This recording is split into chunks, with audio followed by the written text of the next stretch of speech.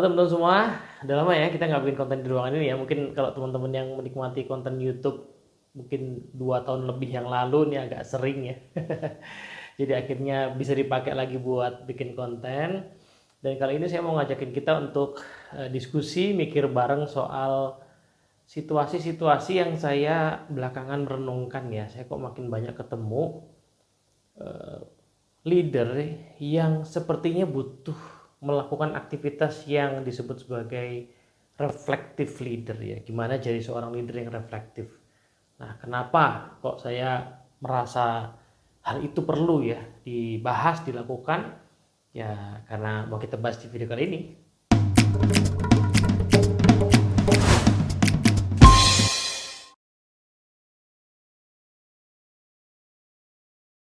Oke, assalamualaikum warahmatullahi wabarakatuh, teman-teman semua. Tadi saya sempat singgung sebuah istilah yang disebut sebagai reflective leader. Kalau kita lihat barangkali ada buku-buku yang membahas soal hal itu, cuman latar belakang asal muasal rasa-rasanya hal itu perlu dilakukan oleh kita ya sebagai leader ataupun siapapun yang merasa memang perlu adalah begini. Jadi di momen seseorang menjadi leader yang formal ya, terutama yang formal itu bisa karena dia diangkat secara formal, atau kalaupun tidak diangkat misalnya karena kita memimpin sebuah komunitas gitu ya, itu ya karena kita yang mendirikan, kita yang memimpin, kita yang memulai. Pas anggotanya makin banyak kan tentu saja kita dianggap sebagai pemimpin kan. Nah, makin kita memimpin banyak orang, makin lama makin solid organisasi yang kita pimpin, atau kalau di perusahaan makin tinggi posisi mimpinnya, itu makin kita akan ketemu situasi di mana orang-orang itu belum tentu nyaman ngasih masukan kepada kita. Padahal kenyataannya ya kita pasti sebagai manusia butuh masukan, dan seringkali masukan itu terkait hal-hal yang sifatnya perilaku, cara kita berpikir, cara kita bertindak. Kalau masukannya terkait dengan hal-hal teknis biasanya sih mungkin orang nggak ragu. Tapi yang mengganggu atau menghambat jalannya sebuah organisasi, atau yang menghambat berfungsinya seorang diri secara utuh sebagai pemimpin, itu seringkali tidak hanya urusan teknis, tetapi urusan bagaimana dia berperilaku sebagai pemimpin. Sebagai contoh ya, kadang-kadang ada leader yang mengharapkan anggota timnya itu speak up, terbuka, ngasih usul. Dia bingung kenapa timnya kok nggak melakukan itu atau jarang melakukan itu. Sehingga seringkali dia temukan karena di rapat-rapat itu tidak semua mengemukakan ide atau agak lama ya. Sehingga akhirnya ya dia sendiri berpendapat. Nah, pendapat itu kemudian tentu saja diamini oleh anggota yang lain. Oh iya, bagus, bener Pak Bu. Gitu kan. Akhirnya diambillah pendapat itu. Padahal belum tentu pendapat itu yang paling benar atau yang paling tepat, atau ya bagaimanapun namanya pendapat seseorang saja kan tentu akan kalah ya dengan pendapat yang sudah diolah bersama gitu. Nah, tapi problemnya tadi kenapa orang nggak berpendapat gitu. Nah, seringkali si leader ini sulit menyadari gitu. Apa yang bikin saya itu bisa mungkin tanpa sadar membuat situasi dalam tim saya orang-orang jadi akhirnya nggak berani bicara atau tidak nyaman untuk bicara gitu. Nah, situasi seperti ini makin sering terjadi ketika posisinya makin tinggi. Ya, saya belum lama ini ketemu sama seorang direktur yang saya agak surprise karena pada saat meeting online gitu, ternyata memang ada gaya bicara beliau yang sangat tajam ya. Ngomongnya sangat tajam. Saya juga agak kaget waktu ketemu pertama kali gitu, karena kita pertama kali ketemu gitu ya. Nah, agak tajam. Singkat cerita ya obrolannya akhirnya mengalir sih, ujung-ujungnya ngalir juga. Tapi di menjelang akhir tuh dia menyebutkan bahwa saya tuh berharap tim saya tuh di bawah tuh bisa terbuka, open gitu ya, berpendapat gitu, jangan diem aja. Kenapa sih mereka kok pada kayaknya takut bicara? Dalam hati nih saya mikir, iya kalau gayanya kayak situ memang orang jadi ragu untuk bicara sih. Iya, kita yang orang luar aja jadi nggak nyaman ya, apalagi mereka yang sehari-hari di bawahnya beliau ini gitu kan. Nah, tapi keluhan beliau ini kalau menurut saya adalah sesuatu yang sering kita sebut sebagai blind spot ya, titik buta. Titik kekurangan kita, titik rentan kita yang kita nggak bisa sadar sendiri atau sulit lah untuk menyadari sendiri. butuhnya dikasih masukan oleh orang lain. Nah, disitulah muncul tantangannya. Semakin solid posisi kita mimpin, semakin tinggi posisi kita, makin sedikit orang yang mau ngasih masukan ke kita. Karena orang nggak nyaman ya, orang di dalam yang di bawah kita nggak nyaman gitu, mungkin hanya sedikit segelintir orang betul-betul firm gitu ya, yang yakin sama dirinya, yang strong gitu, yang berani ngomong, tapi jumlahnya nggak banyak. Rekan-rekan kita juga kadang-kadang ya mau ngomong juga ya, kolega gitu kadang-kadang udahlah biar urusan dia aja lah gitu, misalnya begitu. Yang di atas kita harusnya sih bisa, tapi kalau posisinya udah paling atas gimana? Ya kan, atau yang atas kita juga nggak mesti lihat setiap saat kan, pelanggan kita apalagi gitu, ya kan. Nah, di negara-negara yang ilmu coaching sudah cukup maju industrinya seperti di Amerika misalnya, itu memang akhirnya para eksekutif yang seperti ini ya memutuskan untuk meng-hire yang namanya eksekutif coach ya, gitu, seorang coach yang memang spesifik marketnya itu para eksekutif yang ya akan biasanya akan mengobservasi dulu keseharian sang eksekutif ini pada saat rapat dan pada saat mimpin segala macam. Kemudian, nah dari situ didesain sebuah kontrak untuk mengimprove dirinya. Salah satu yang terkenal ya, kalau bukunya namanya Pak Marshall Goldsmith ya, yang nulis buku bagus judulnya What Got You Here Won't Get You There ya. Gitu. Jadi dia sering ketemu sama klien-klien dia yang cukup tinggi posisinya, kok ngerasa stuck gitu ya, mau naik lagi kok ngerasa stuck. Ternyata ya pas ketemu sama Marshall ini ditemukan ya ada behavior yang dulu bikin dia sukses, tapi untuk bisa naik ke level lebih tinggi lagi itu dia harus mengubah justru perilaku-perilaku tertentu. Nah, ini sesuatu yang sulit untuk orang lain ngasih masukan. Nah, tapi kalaupun kita bisa atau sanggup mengakhiri eksekutif coach itu kan biasanya ya tadi ya butuh budget gitu ya. Itu kalau posisinya tinggi juga, kalau posisi yang menengah gimana ya? Itu soalnya udah kejadian juga, even nggak harus level direktur, level manager, level supervisor bahkan bisa jadi punya blind spot yang dia butuh perbaiki sebenarnya gitu ya.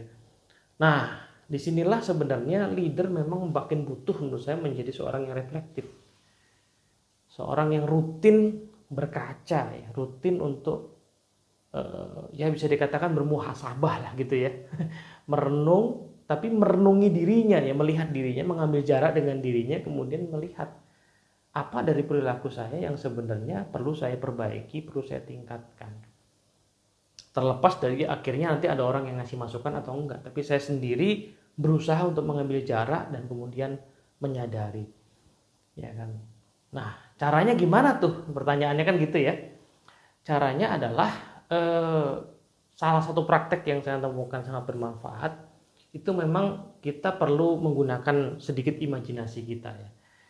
Jadi kalau mau agak lebih praktis, tapi ini perlu effort ya, sebenarnya adalah kita lihat ya, pada saat misalnya kita mimpin rapat atau meeting dan memungkinkan untuk di syuting gitu ya rapatnya itu, maka di syuting, kemudian habis itu kita tonton rekamannya, ya kan, kita tonton rekamannya, lalu bersikaplah seperti kita adalah orang luar yang akan menilai si pemimpin ini, si Teddy yang lagi ada di video itu. Tapi kan hal itu kayaknya repot ya. Nah, paling tidak secara rutin lakukan sebuah latihan yang mirip tadi.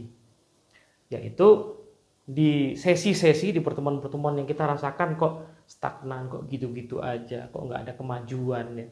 Tadi ya misalnya saya berharap anggota tim saya itu berpendapat lebih banyak, tapi kok belum kejadian. Nah, di momen-momen rapat itu, meeting itu, jangan jauh-jauh ya, misalnya rapat di minggu ini gitu ya, di akhir pekan kita ambil waktu untuk memutar kembali memori kita ya dalam bentuk sebuah mungkin adegan ya, selayaknya kita nonton film gitu. Di situ ada Teddy dan timnya gitu ya. Lalu sampailah pada titik kemudian kita tadi tuh memberikan kesempatan untuk orang sebenarnya bisa berpendapat. Nah, di titik itu kita coba sadari ya, sebagai pengamat ya, sebagai orang luar, dia sudah ngasih kesempatan, tapi kenapa timnya diam, kenapa timnya tidak banyak berbicara, misalnya begitu ya. Kemudian sebagai orang luar ya, sebagai orang luar yang tidak terikat, kita coba berpikir apa possibility, apa kemungkinannya. Kalau perlu kadang-kadang kita perlu membayangkan menjadi anggota timnya, menjadi orang-orang yang berinteraksi dalam rapat itu. Bayangkan jadi mereka, saya sudah dikasih kesempatan kok saya nggak ngomong, kenapa? Ada perasaan apa? Nah, proses berpindah-pindah peran inilah sebenarnya menurut saya salah satu praktek yang sangat baik di dalam rangka kita menjadi seorang reflective leader. Oh, saya kalau jadi bayangin jadi anggota tim memang ngerasa segan sih ngomong. Iya, ada rasa segan gitu ngomong. Nah, gitu kan. Lalu kita coba teliti lagi, segannya itu kenapa? Ya habis kayaknya ide saya kok nggak bagus ya. Dulu pernah tuh ide saya mental, ide saya diabaikan lah gitu, atau bahkan mungkin di challenge yang akhirnya bikin saya jadi ragu-ragu sendiri misalnya gitu. Nah, terus kita lihat lagi sebagai orang luar gitu kan, oh berarti anggota tim tuh ada yang merasa seperti itu. Nah, coba tuh bermain peran lah dalam berbagai posisi. Mungkin yang dirasakan anggota tim yang satu beda dengan anggota tim yang lain. Nah, setelah itu sebagai orang luar, gunakan imajinasi kita yang berikutnya. Seandainya situasi rapat tadi bisa diubah, bisa diperbaiki, ya, kira-kira apa yang harus secara berbeda dilakukan oleh si Teddy yang lagi mimpin rapat itu? Apa yang harus berbeda? Nah, ini perlu imajinasi karena kita harus nyari yang berbeda. Ya, dari sekian banyak perilakunya kita harus cari sesuatu yang beda. Apakah itu memang cara bertanyanya, nada bicaranya, posisi tubuhnya, momentum bertanyanya, bahkan sampai ke hal sangat kecil ya. Saya suka mengamati ada leader kayak gini. Leader itu minta pendapat timnya, dia kasih pertanyaannya sebenarnya cukup terbuka, tetapi belum sempat orang tuh akhirnya ngomong, sudah di follow up dengan kalimat berikutnya. Jadi coba teman-teman ya, silakan, ada ide nggak? Jadi misalnya gini loh. Nah, itu kan baru beberapa detik tuh ya. Coba saya hitung ya. Oke teman-teman. Oke, sekarang udah saya paparkan tadi, ada ide nggak? Nah sekarang, nah tuh baru 3 detik tiba-tiba. Nah sekarang, nah situasi kayak gini nih kadang-kadang nggak disadari sama leader. Terlalu cepat untuk bicara lagi, untuk ngomong lagi. Mungkin saja memang ide si leader ini brilian. Mungkin saja kan sebagai orang yang diangkat biasanya memang orang yang brilian, yang punya kemampuan yang di atas rata-rata. Tapi Marshall Goldsmith juga menemukan itu dalam bukunya yang tadi ya, What Got You Here Won't Get You There, bahwa justru itulah yang akan menghambat tim untuk growing. Ya, kalau dalam istilahnya Liz Wiseman ya, di bukunya Multipliers itu, ini yang disebut sebagai accidental diminisher ya. Diminisher itu istilahnya Liz Wiseman untuk seorang leader yang tanpa sadar menurunkan kecerdasan kolektif dari timnya. Ya, tapi tanpa sadar, tanpa sengaja. Salah satunya karena dia tadi tuh giving too much value gitu ya. Jadi harusnya di momen itu dia bisa menggali pemikiran potensi timnya, tapi dia buru-buru memberikan value, akhirnya timnya ya udahlah gitu. Nah, seperti itu. Nah, jadi bisa jadi yang perlu kita cermati adalah hal-hal yang sangat subtle, yang halus sekali. Bisa jadi kata-katanya, pilihan kata, nada bicara, ekspresi tubuhnya, momentum bertanyanya. Kadang-kadang leader minta timnya berpendapat, tapi sebenarnya dia sudah seolah-olah ya pada saat mempresentasikan sebuah ide atau pemikiran, seolah-olah kesannya itu memang sudah final, sudah selesai, sudah ada decision gitu. Terus baru minta pendapat. Ya timnya mikir, ya apalagi yang perlu dikasih pendapat, nih kayaknya udah final kan gitu kan. Nah si leader kadang-kadang nggak menyadari poin-poin itu. Jadi momentumnya itu mungkin aja, atau yang sangat halus tadi, jangan-jangan bahkan jeda. Nah ini saya baru ambil contoh blind spot yang berupa tadi ya. Misalnya leader yang pengen ngajak timnya lebih banyak berpendapat. Tapi blind spot itu nggak cuma itu ya. Ada blind spot yang lain gitu ya. Kadang-kadang leader nggak menyadari kenapa kok turnover tim di bawah saya tinggi banget ya. Kok keluar masuk tinggi banget. Itu kan pasti ada penyebabnya. Ya, selalu ada 2 penyebab yang barangkali tidak bisa dikendalikan. Oke lah, di luar marketnya lagi bagus ya kan, banyak orang di hijack ya, gajinya lebih tinggi. Tapi kan orang selalu tidak pernah pindah hanya karena itu, atau kalaupun iya tidak sebanyak itulah. Pasti ada hal-hal lain yang juga menjadi push factor dari dalam, apakah iklim organisasi gitu ya, apakah tantangan yang diberikan dan segala macamnya.